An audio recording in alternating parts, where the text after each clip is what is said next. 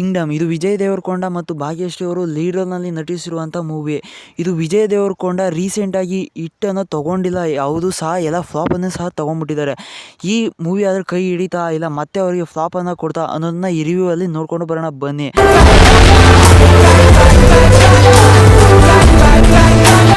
ಇದರ ಮೊದಲಿಗೆ ನನಗೆ ಇದರಲ್ಲಿ ಇಷ್ಟ ಆಗಿದ್ದು ಅಂದರೆ ಪರ್ಫಾರ್ಮೆನ್ಸ್ ಅಂತ ಹೇಳ್ತೀನಿ.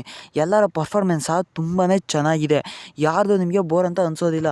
ಇನ್ನು ವಿಜಯ್ ದೇವರಕೊಂಡ ಮಾಡಿರುವಂಥ ರೀಸೆಂಟ್ ಮೂವಿಲಿ ತುಂಬಾ ಬೆಸ್ಟ್ ಆ್ಯಕ್ಟಿಂಗ್ ಅಂತ ಹೇಳ್ತೀನಿ. ಇನ್ನು ಭಾಗ್ಯಶ್ರೀ ಅವರು ಅಷ್ಟಾಗಿ ಕಾಣಿಸ್ಕೊಂಡಿಲ್ಲ, ಅದು ಮುಂದೆ ಮಾತಾಡೋಣ. ಇಲ್ಲಿ ವಿಜಯ್ ದೇವರಕೊಂಡ ಮತ್ತು ಸತ್ಯದೇವ್ ಇದ್ದಾರಲ್ಲ, ತುಂಬಾ ಫ್ರೇಮ್ ಟು ಫ್ರೇಮ್ ಸಖತ್ತಾಗಿ ಆ್ಯಕ್ಟಿಂಗ್ ಮಾಡಿದ್ದಾರೆ. ಸತ್ಯದೇವರು ಅಂತೂ ಬರೀ ಕಣ್ಣಲ್ಲೇ ಆ್ಯಕ್ಟಿಂಗ್ ಮಾಡಿಬಿಟ್ಟಿದ್ದಾರೆ ಬ್ರೋ, ಅಷ್ಟೊಂದು ತುಂಬಾ ಚೆನ್ನಾಗಿ ಪರ್ಫಾರ್ಮೆನ್ಸನ್ನು ಕೊಟ್ಬಿಟ್ಟಿದ್ದಾರೆ ಇಲ್ಲಿ.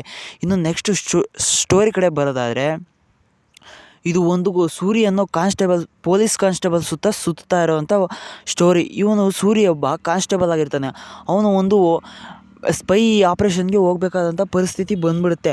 ಅವನು ಹೋಗಾದ್ಮೇಲೆ ಈ ಶಿವ ಮತ್ತು ಅವ್ರ ಅಣ್ಣ ಶಿವನ್ಗೂ ಮತ್ತು ಇವನಿಗೂ ಹೇಗೆ ಕ್ಲ್ಯಾಶ್ ಆಯಿತು, ಈ ಕತೆ ಏನು ಅಂತ ನೀವು ಮೂವಿ ನೋಡಿದ್ರೆ ತಿಳ್ಕೊತೀರಾ ಮೂವಿಲಿ. ಇನ್ನು ನೆಕ್ಸ್ಟ್ ಬರೋದಾದರೆ ಇಲ್ಲಿರುವಂಥ BGM ಅಂತ ಹೇಳ್ತೀನಿ. ಏನು ಸೈಕಾಗಿ ಕೊಟ್ಟಿದ್ದಾರೆ ಗುರು BGMನ, ತುಂಬಾ ಅಂದರೆ ತುಂಬಾ ಚೆನ್ನಾಗಿ ಕೊಟ್ಟಿದ್ದಾರೆ. ಅನಿರುದ್ಧ್ ಮ್ಯೂಸಿಕ್ ಅಂತೂ, ಇವರು ಮೂವಿ ಬಂದುಬಿಟ್ರೆ ಅನಿರುದ್ಧ್ ಮ್ಯೂಸಿಕ್ಕು ಯಾವುದು ಬೇಕಾದರೂ ಹೋಗ್ಬಿಟ್ಟಿರುತ್ತೆ. ಆದರೆ ಮ್ಯೂಸಿಕ್ ಮಾತ್ರ ಲೆವೆಲಲ್ಲೇ ಕೊಟ್ಟಿರ್ತಾರೆ. ಇನ್ನು ಅದರಲ್ಲೂ ವಿಜಯ್ ದೇವರಕೊಂಡ ಮತ್ತು ಇನ್ನೊಂದು 2-3 ಸೀನಲ್ಲಿ BGM ಕೊಟ್ಟಿದ್ದಾರೆ, ಮಾತ್ರ ಸೂಪರಾಗಿ ಕೊಟ್ಟಿದ್ದಾರೆ ಬ್ರೋ. ಅಷ್ಟೊಂದು ತುಂಬಾ ಚೆನ್ನಾಗಿ ಕೊಟ್ಟಿದ್ದಾರೆ BGM ಅಂತ ಹೇಳ್ತೀನಿ. ಇನ್ನು ನೆಕ್ಸ್ಟ್ ವಿಚಾರಕ್ಕೆ ಬರೋದಾದರೆ ಸಿನಿಮಾಟೋಗ್ರಫಿ, ಅದು ಸಹ ತುಂಬಾ ಚೆನ್ನಾಗಿ ಬಂದಿದೆ, ಎಲ್ಲೂ ಸಹ ನಿಮಗೆ ಬೋರ್ ಅಂತ ಅನಿಸೋದಿಲ್ಲ. ಇನ್ನು ನೆಕ್ಸ್ಟು ಬರೋದಾದರೆ ಫಸ್ಟ್ ಹಾಫ್ ಅಂತ ಹೇಳ್ತೀನಿ. ಒಳ್ಳೆ ಎಂಗೇಜಿಂಗ್ ಆಗಿದೆ, ಎಲ್ಲೂ ನಿಮಗೆ ಬೋರ್ ಅಂತ ಅನಿಸೋದಿಲ್ಲ, ಎಲ್ಲೂ ಸಹ ನಿಮಗೆ ಒಂದು ಕೈಯನ್ನು ಬಿಡೋದಿಲ್ಲ. ಆ ಥರ ಒಂದು ಫ್ಲೋಲಿ ಹೋಗ್ತಾ ಇರುತ್ತೆ, ಒಂದು ಎಂಗೇಜನ್ನು ಕ್ರಿಯೇಟನ್ನು ಮಾಡಿರ್ತಾರೆ. ಇಂಟರ್ವಲ್ ಬ್ಲಾಕ್ ತನಕ ಬಂದು ನಿಲ್ಲಿಸ್ತಾರೆ. ಇಂಟರ್ವಲ್ ಬ್ಲಾಕ್ ಕೂಡ ತುಂಬಾ ಚೆನ್ನಾಗಿದೆ ಅಂತ ಹೇಳ್ತೀನಿ.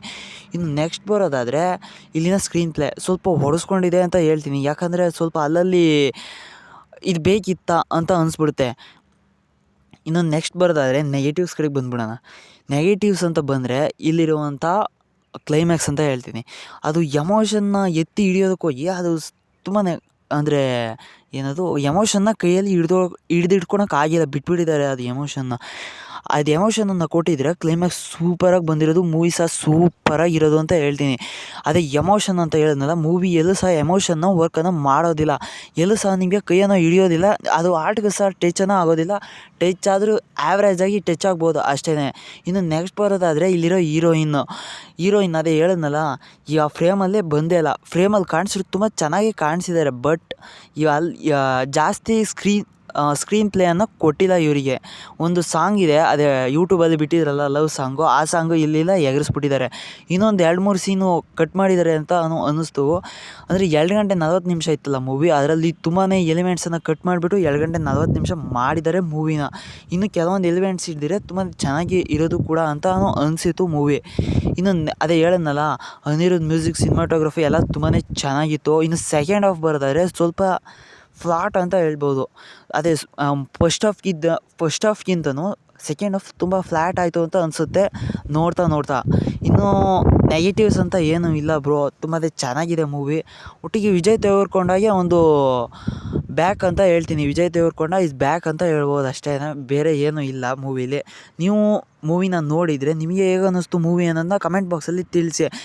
ಇನ್ನು ಈ ಮೂವಿಲಿ ನಾನು ಏನಾದ್ರು ಮಾಡ್ತಿದ್ರೆ ಅಥವಾ ನನ್ನಿಂದ ಏನಾದ್ರು ತಪ್ಪಾಗಿದ್ದರೆ ಕ್ಷಮಿಸಿ ಆ್ಯಂಡ್ ಕಮೆಂಟ್ ಬಾಕ್ಸಲ್ಲಿ ತಿಳಿಸಿ. Thank you very much.